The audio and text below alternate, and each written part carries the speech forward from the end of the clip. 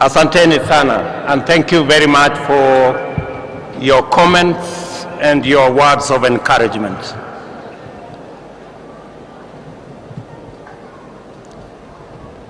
To the people of Kenya, this is a momentous occasion for our country. Our politics and our elections have never failed to be emotive, engaging, and dramatic. The most recent installment, however, showcased our most exemplary democratic performance. This day comes on the back of a peaceful election following an intense issue-based campaign in which major coalitions made up of strong political parties canvassed their agenda and took it for examination by the people of Kenya. The Independent Electoral and Boundaries Commission stewarded a transparent and credible election whose result faithfully reflects the democratic will of the people of Kenya.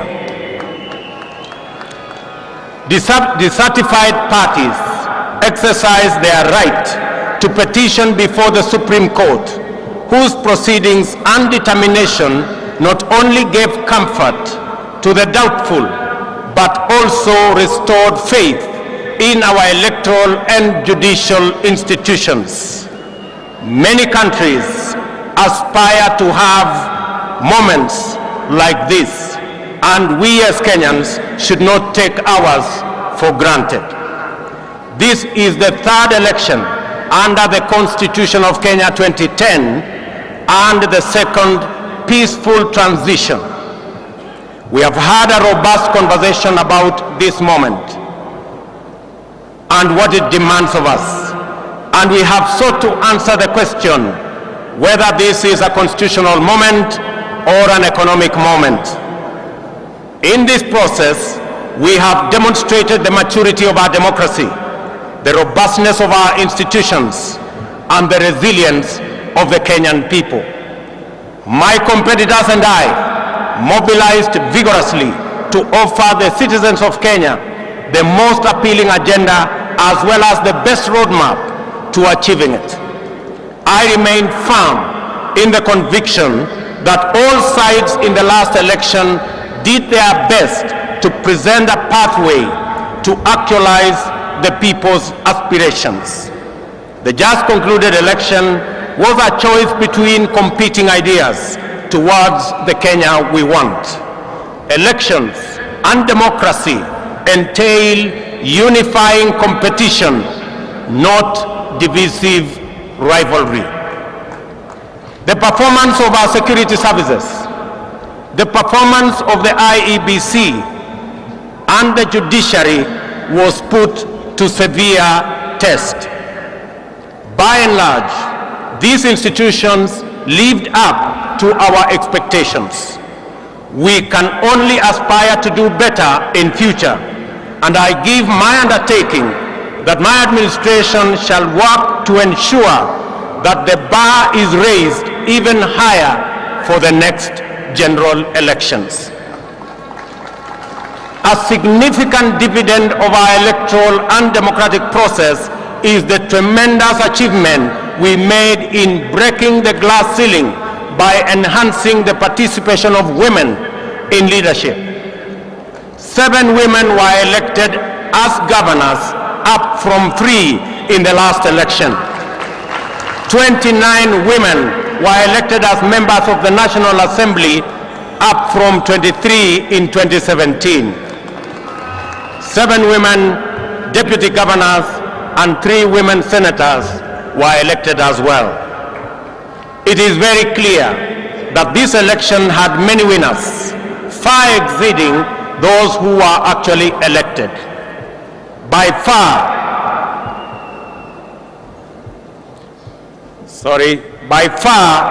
the largest winners of this election is the people of Kenya.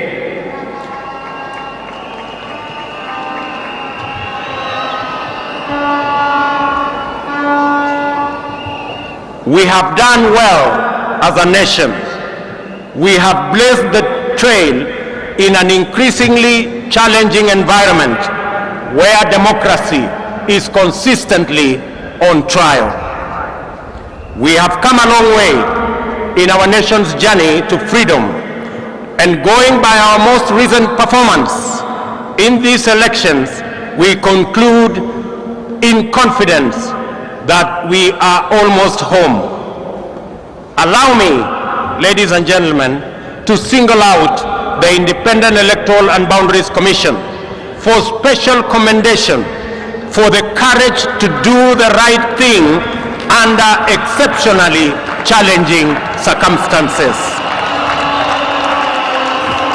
As an institution, they have set a new standard in public service that is uncompromising, professional, and exemplary, while raising the bar of integrity of our public officials and public institutions. It is appropriate to single out for special mention the chair of the IEBC, Wafula Chebukati, for standing firm, resisting bribery, resisting intimidation, and resisting blackmail, and doing the right thing. It is also appropriate to celebrate our judiciary for sustaining its tradition of boldly giving much-needed guidance, especially in allaying post-election anxieties and resolving grievances in a sensitive, credible, and authoritative manner.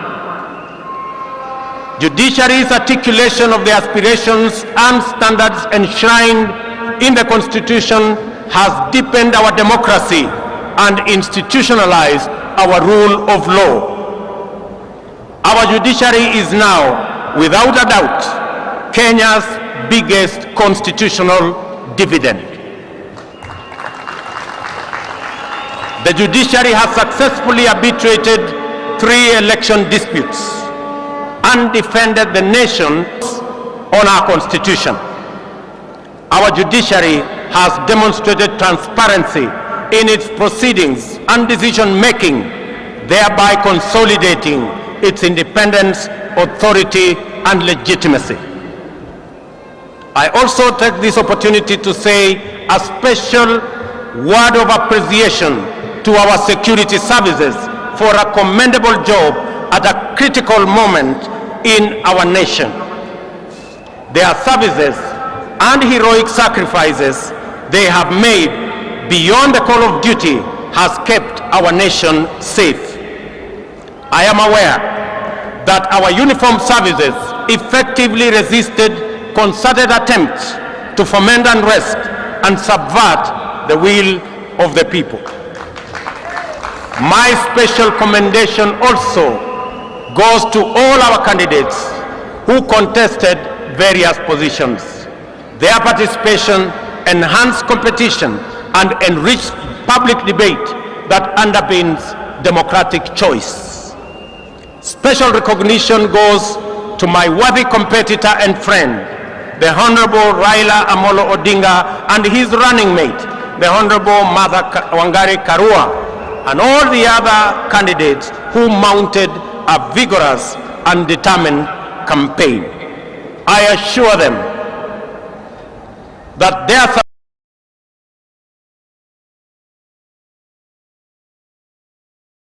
supporters will be for tirelessly. Sorry.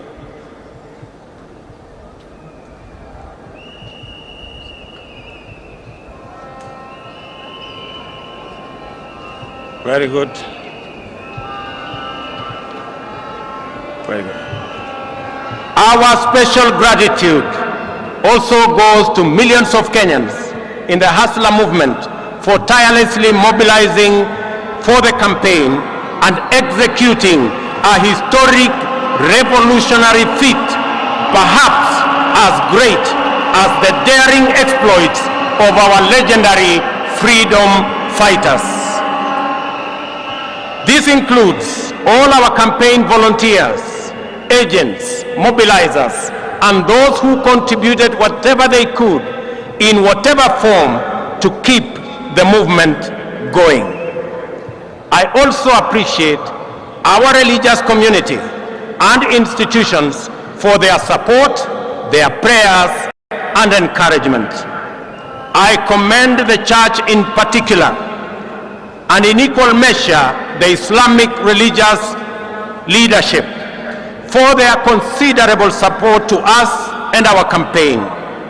We also appreciate them for continuously exploring avenues for interfaith understanding and solidarity, which have gone a long way to enhance tolerance and cohesion in Kenya. Faith-based institutions continue to play a noble and indispensable role in our communities, and I commit that we will enhance our partnership, build on our collaboration, and enhance our support to them. At this juncture, it is important for me to speak directly to the youth, and especially those who participated in one way or another in the election campaigns. I commend you for resisting pressure and enticement to be misused as agents of conflict and disruption during the electioneering period. I also congratulate those who went out to seek various roles within campaigns and election, thus playing their part in keeping Kenya's democracy robust. Even if your candidate did not win, your participation in the activities of our political parties, campaigns, and elections is the beginning of political internship. My political journey similarly began as a young campaign volunteer fresh out of university in 1992. Your experience and lessons learned should form the basis for your leadership journey going into the future. We have all therefore emerged out of this contest stronger, more united, and alive to the issues that are common to all of us.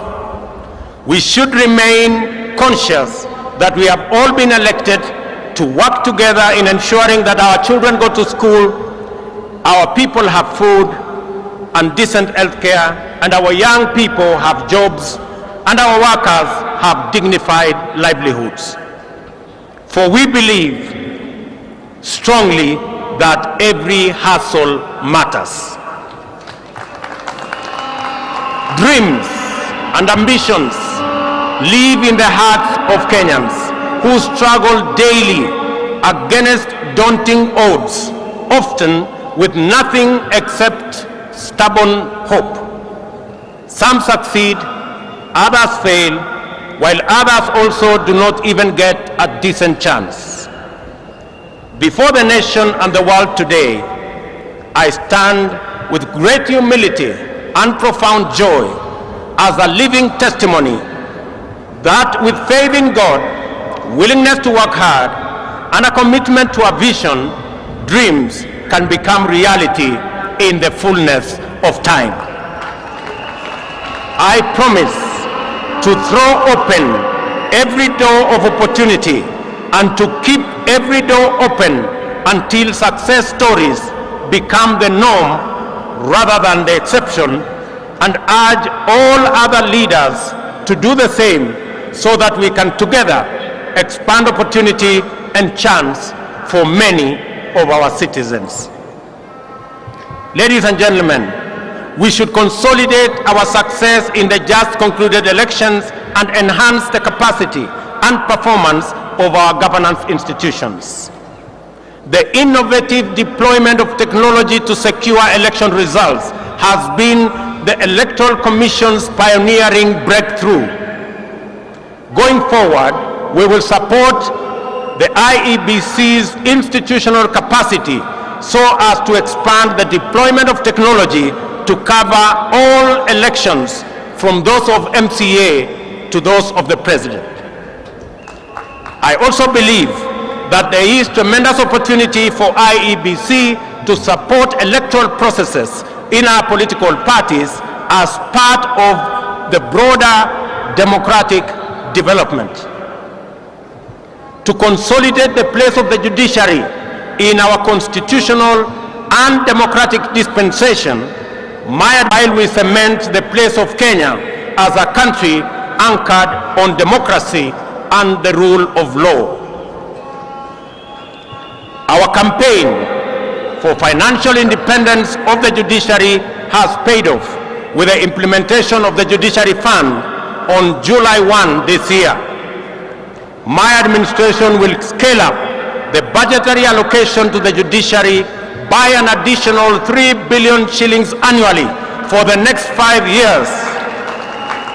These resources will support the bottom-up scaling of justice by increasing the number of small claims courts from the current 25 to 100. We will also work with the judiciary to build high courts in the remaining 7 counties and magistrates courts in the remaining 123 sub-counties. Will empower the judiciary to adjudicate and expeditiously conclude corruption cases, commercial disputes, and all other matters, thereby enhancing access to justice and efficiency in our judiciary. To further demonstrate my commitment to the independence of the judiciary, this afternoon I will appoint the 6 judges already nominated for appointment to the Court of Appeal, which was done 3 years ago by the Judicial Service Commission. And tomorrow I shall preside over their swearing in so that they can get on with the business of serving the people of Kenya.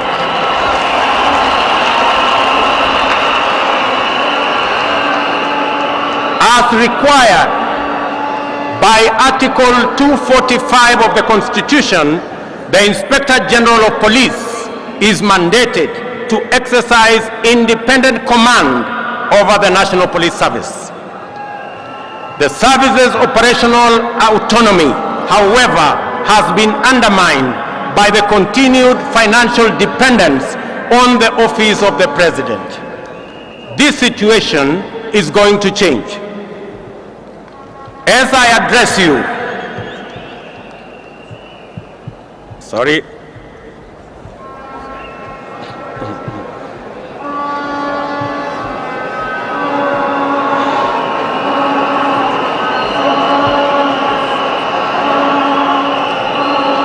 one moment. Good. There we are. As I address you, I have instructed that the instruments conferring financial autonomy to the National Police Service by transferring their budget from the Office of the President and designating the Inspector General as the accounting officer be placed on my desk for signature this afternoon.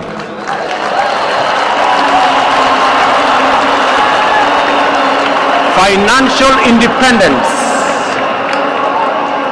of the police will give impetus to the fight against corruption and end the political weaponization of the criminal justice system, an undertaking I made to the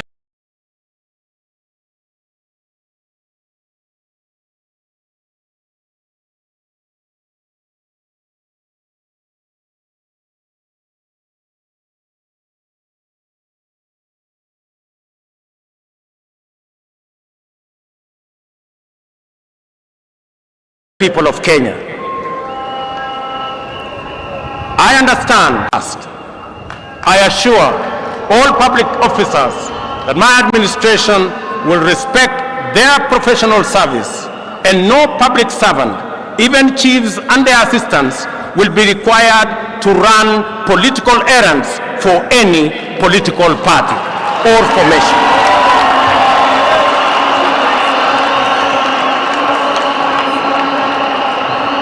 Ladies and gentlemen, we anchored our campaign on the platform of the economy premise on job creation and the well-being of the people of Kenya, and we have been working continuously on the measures to bring down the cost of living. Our people are confronted daily with increasingly unaffordable prices, especially food and transport. In our economic forums across the country, during the campaign, citizens consistently shared their anxiety, their pain, and their fury on this matter. It therefore calls on us for urgent and decisive resolution. The interventions in place have not borne any fruit. On fuel subsidy alone, the taxpayers have spent a whopping 144 billion, 60 billion in the last 4 months alone. If the subsidy continues to the end of the financial year, it will cost taxpayers 280 billion, equivalent to the entire to the election, a program that cobbled up 7 billion in 1 month.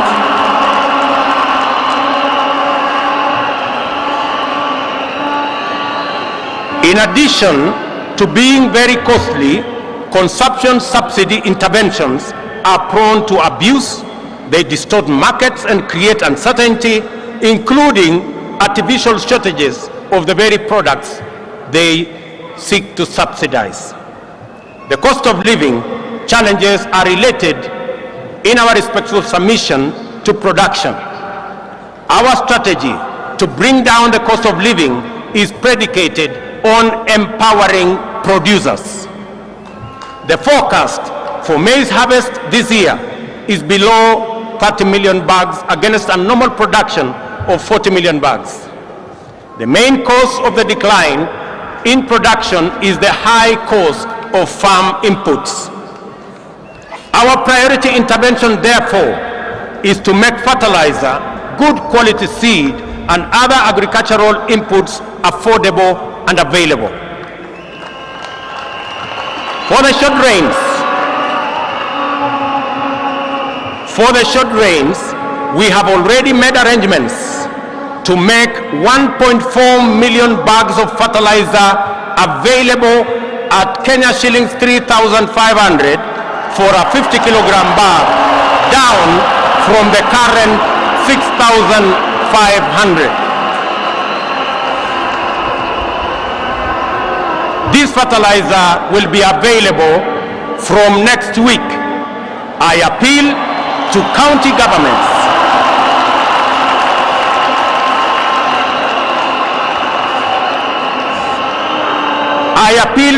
governments in eastern, central, and western regions where we are expecting short rains to work with us in making sure that this fertilizer is available to all farmers in that region so that we can begin the journey to increase our food production initiatives.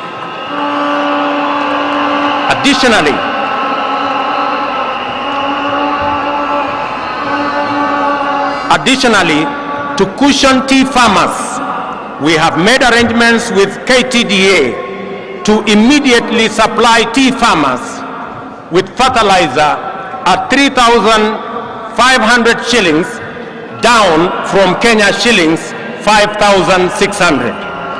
This is our initial intervention. We will be doing more in the medium term and in the long term. We are alive to the challenges of drought that face 7 counties, which are now at alarm, or 13 that are at alert stage, respectively. We are determined to ensure that no county slips into emergency phase, and will coordinate with county governments, which are the first line of our response. And I want to ask my colleagues, governors from Kenya, and especially those regions, to work with us in this endeavor. We are mobilizing resources to reverse this situation. Our goal is not just to provide relief and recovery to restore the situation, but to invest and unblock the huge economic potential of rangelands that constitute 2/3 of our country. Jobs, ladies and gentlemen, is our other priority. It is time for us to stem the tide of youth unemployment. Every year, 800,000 young people join the workforce, and over 600,000 of them do not find opportunities for productive work. Moreover, our young people in cities and towns face very hostile environments, many times treated as a nuisance and their hassles criminalized. Those who seek to set up formal businesses are faced with a bureaucratic monster that is multiple licenses. Our immediate agenda is to create a favorable business and enterprise environment, decriminalize livelihoods, and support people in the informal sector to organize themselves into stable, viable, and credit-worthy business entities. This is the essence of the bottom-up economic model, which creates a path for traders and entrepreneurs to build linkages, experience safety, and enjoy security as they go about their enterprises. We will work with county governments to create frameworks that provide secure trading places in our cities and in our towns. We have committed specifically in the city of Nairobi to work with the county government of Nairobi to build an additional 20 markets in the city of Nairobi alone, as we work with other counties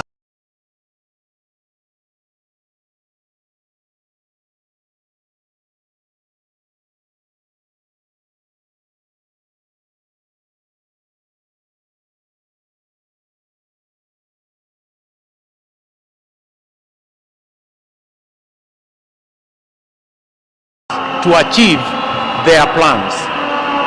Is to shift the Credit Reference Bureau framework from its current practice of arbitrary, punitive, all or nothing blacklisting of borrowers, which denies borrowers credit. We will work with credit reference bureaus on a new system of credit score rating that provides borrowers with an opportunity to manage their credit worthiness. This will eliminate the culture of blacklisting.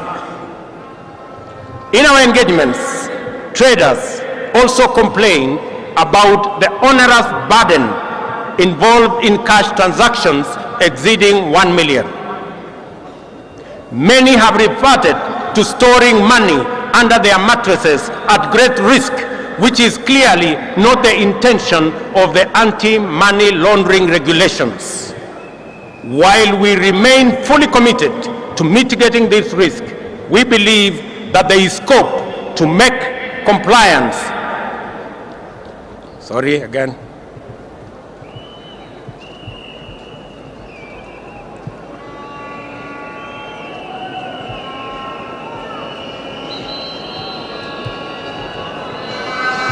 Very good.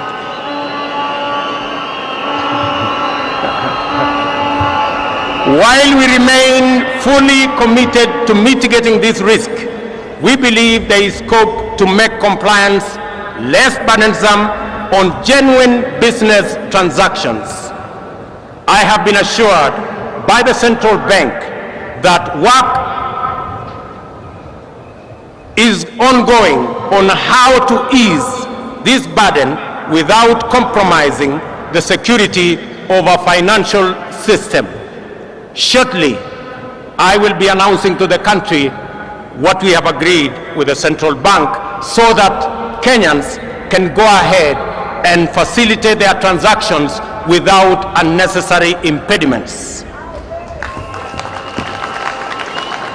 Ladies and gentlemen, we shall implement the Hustler Fund, dedicated to the capitalization of micro, small, and medium enterprises through chamas, SACCOs, and cooperatives to make credit available on affordable terms that do not require unnecessary collateral. To implement all these interventions, we shall establish a Ministry of Cooperatives and SME Development mandated to ensure that every small business has secure property rights, access to finance, and a supportive regulatory framework. Furthermore, to deal with the huge challenge of youth unemployment, we will roll out our social and affordable low-cost housing program, targeting an average of 250,000 units every year. This will create opportunities in the entire job market. We will engage TVET institutions to provide necessary skills to enable the Jua Kali industry supply standardized products for our housing program.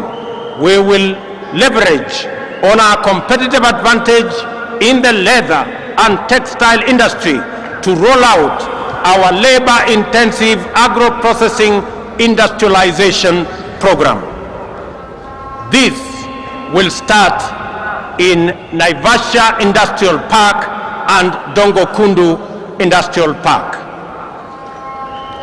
This afternoon, I will be issuing instructions for clearing of goods and other attendant operational issues to revert to the Port of Mombasa, as I made a commitment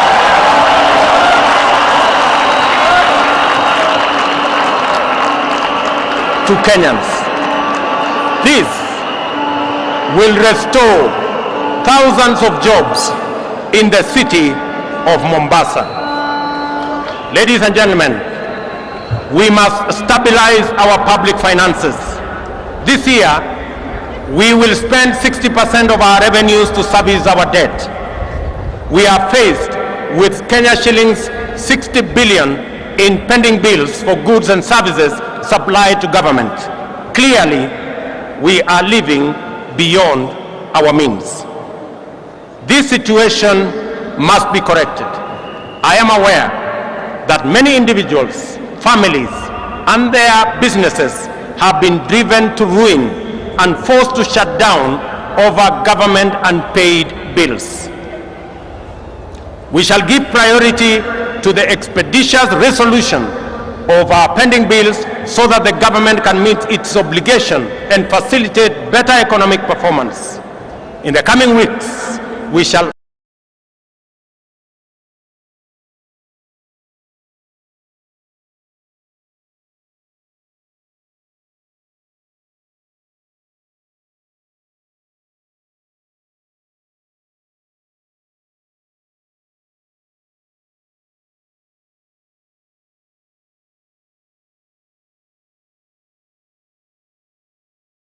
SMEs will go a long way in broadening our tax bracket.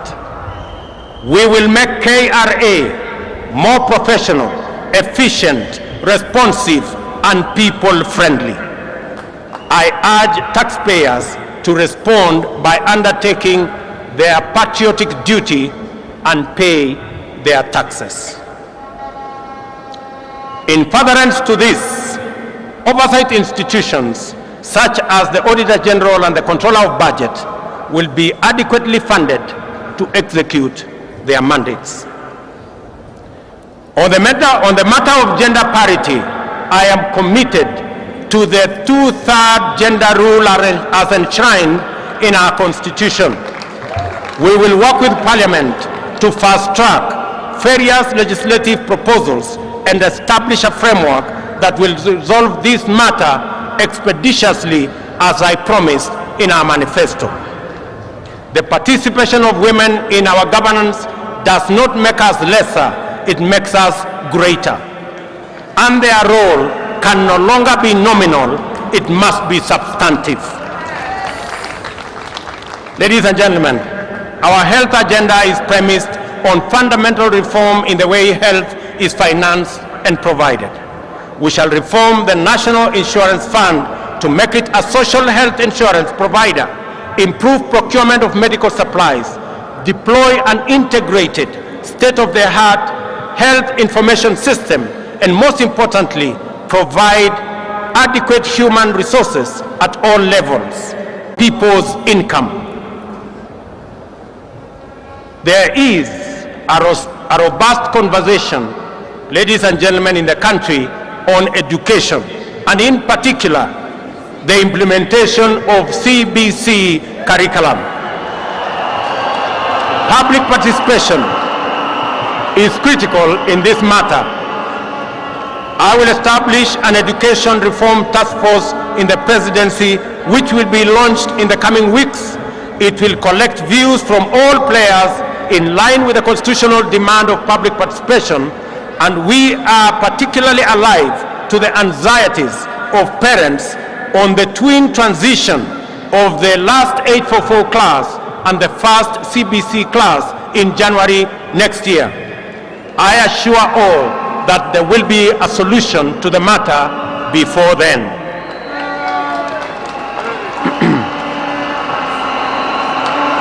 We have elevated our diaspora to the 48th county. The complaint has always been that the diaspora does not receive adequate attention and attention they deserve. The focus has been on remittances, while the fundamental rights as citizens have been neglected. To correct this oversight, I pledge to elevate diaspora to a ministry level, strengthen diaspora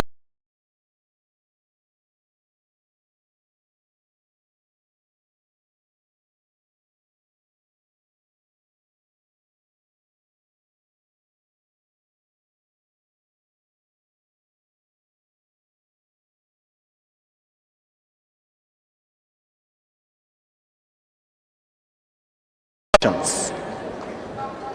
Ladies and gentlemen, devolution and sharing of power and resources is not just a national value, but a principle of governance in our Constitution, but it also is the ground jewel of our constitutional dispensation and the proudest achievement of the citizens of the Republic of Kenya. Every part of our country has experienced the positive impact of this invaluable institution, and Kenyans yearn for better performance of all our devolved units. One of the best ways of accelerating national development is through collaboration with county governments.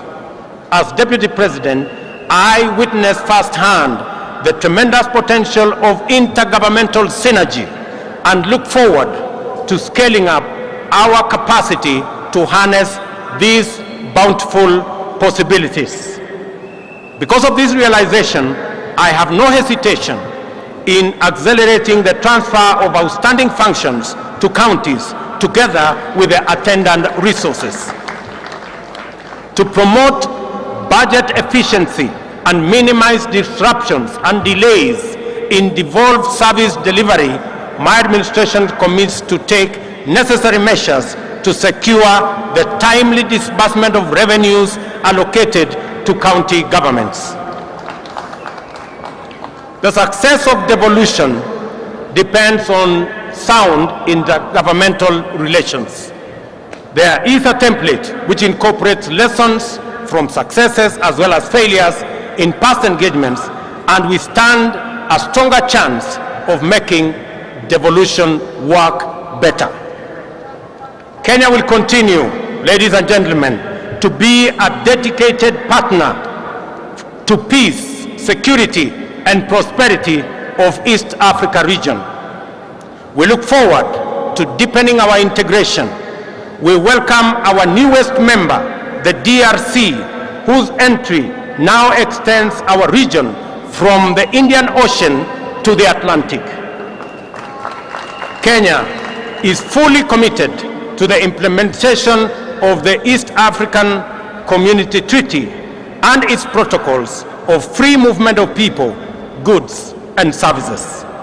Equally important is our commitment to the full actualization of the Africa Continental Free Trade Area.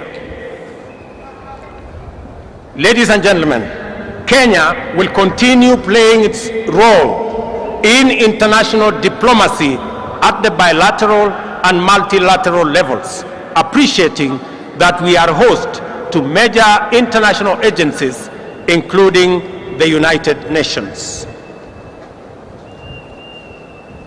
I commit on the peace initiatives in our country, in our region, including both in Ethiopia and in the Great Lakes region. I have asked my elder brother, President Uhuru Kenyatta, who has done commendable engagement with those regions, and he has graciously agreed to continue chairing those discussions on behalf of the people of Kenya. I have committed that the government of Kenya, and myself in particular, will support those initiatives that will be chaired by President Uhuru Kenyatta. And I want to thank you, Your Excellency, for graciously agreeing to support us and to help me in those interventions. Among the central concerns of my government will be climate change. In our country, women and men, young people, farmers, workers, and local communities suffer the consequences of climate emergency. It is not too late to respond. To tackle this threat, we must act urgently to keep global heating levels below the 1.5 Celsius, help those in need, and end addiction to fossil fuels. Africa has the opportunity to lead the world. We have immense potential for renewable energy. Reducing costs of renewable energy technologies make this the most viable energy source. Kenya is on transition to clean energy that will support jobs, local economies, and sustainable industrialization. In Kenya, we will lead this endeavor by reaffirming our commitment to transition to 100% clean energy by 2030. We call on all our brothers and sisters in our continent to join us in this journey. As members of the international community, we shall support a successful climate summit in Africa in November by championing delivery of finance and technology needed for Africa to adapt to climate impacts, support those in need, and manage the transition.